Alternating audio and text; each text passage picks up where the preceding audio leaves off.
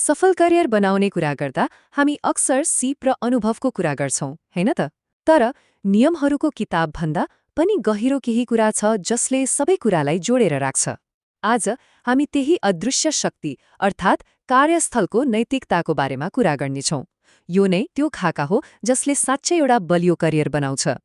एउटा कुरा विचार गरौँ त, कार्यस्थलमा यस्ता व्यक्तिहरू पक्कै भेटिएका होलान् जो सायद सबैभन्दा प्रतिभाशाली त होइनन् तर सबैभन्दा सम्मानित र सफल छन्।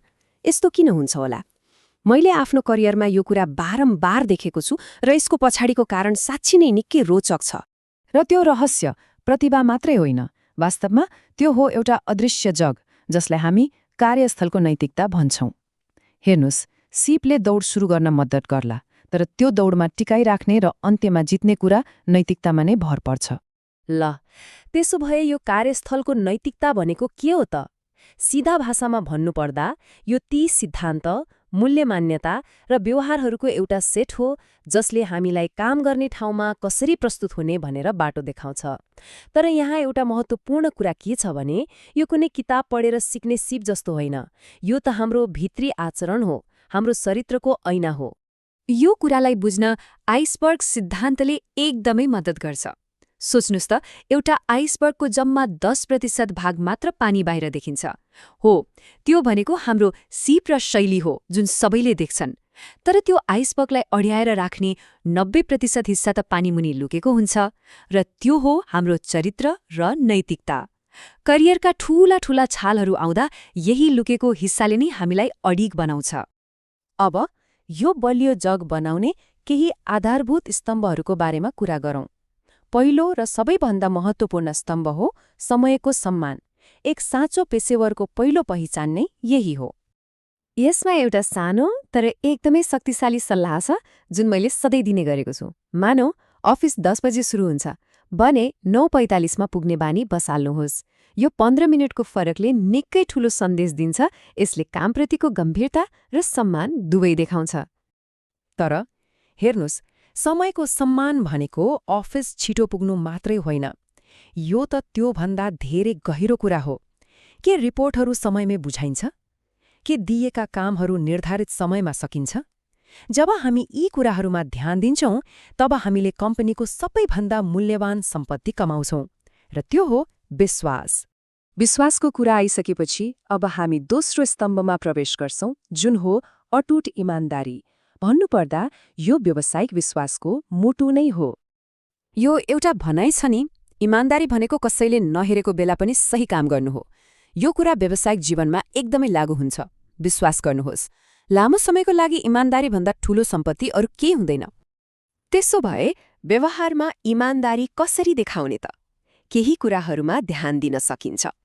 जस्तै कम्पनीको गोप्य डाटालाई सुरक्षित राख्ने, आफ्नो बोली र व्यवहारमा तालमेल मिलाउने, बाहिर गएर कम्पनीको संवेदनशील जानकारी शेयर नगर्ने, र यो एकदमै महत्त्वपूर्ण छ, कहिले पनि पूरा गर्न नसकिने वाचाहरू नगर्ने।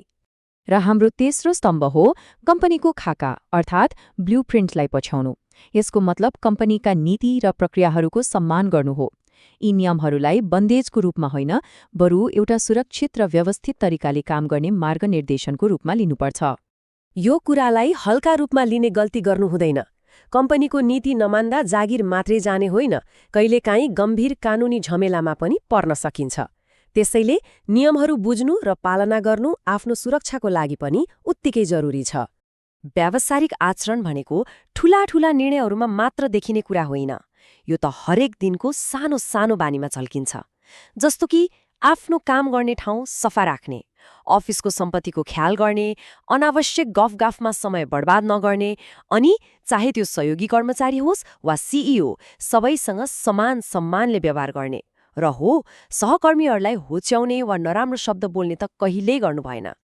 ल, अब एउटा यस्तो व्यावहारिक उपकरणको बारेमा कुरा गरौँ जसले कुनै पनि नैतिक दुविधा आउँदा सही निर्णय लिन मद्दत गर्छ। यसले एउटा व्यक्तिगत नैतिक कम्पासको रूपमा सोच्न सकिन्छ। जब कुनै काममा कठिन परिस्थिति आउँछ र के गर्ने के नगर्ने भन्ने दुविधा हुन्छ, तब कुनै पनि कदम चाल्नु अघि आफैलाई यी 4 प्रश्नहरू सोध्न सकिन्छ। पहिलो प्रश्न, के यो काम कानुनी र न्यायसङ्गत छ? दोस्रो, के यो व्यवहारले अरू कसैलाई हानि पुर्याउँछ? तेस्रो, के मेरो यो कदमले अरूलाई असहज महसुस गराउन सक्छ? र चौथो, जुन एकदमै महत्त्वपूर्ण छ, के यो निर्णय गर्नु अघि मैले कसैसँग सल्लाह लिएको छु? अब हेर्नुहोस्, नियम एकदमै सरल छ। यदि यी प्रश्नहरूमध्ये कुनै पनि प्रश्नको उत्तर सकारात्मक छैन भने त्यसलाई रातो बत्ती सम्झिनुहोस्। त्यो काम व्यावसायिक हितमा छैन भन्ने बुझ्नुहोस्। यो एउटा सरल तर निकै शक्तिशाली गाइड हो। र अन्तमा एउटा कुरा सधैँ मनमा राखौं, कडा परिश्रमले हामीलाई सफलताको शिखरमा पुर्याउन सक्छ, तर त्यो शिखरमा टिकाइराख्ने काम नैतिकताले नै गर्छ। दिगो सफलताको साँचो यही हो।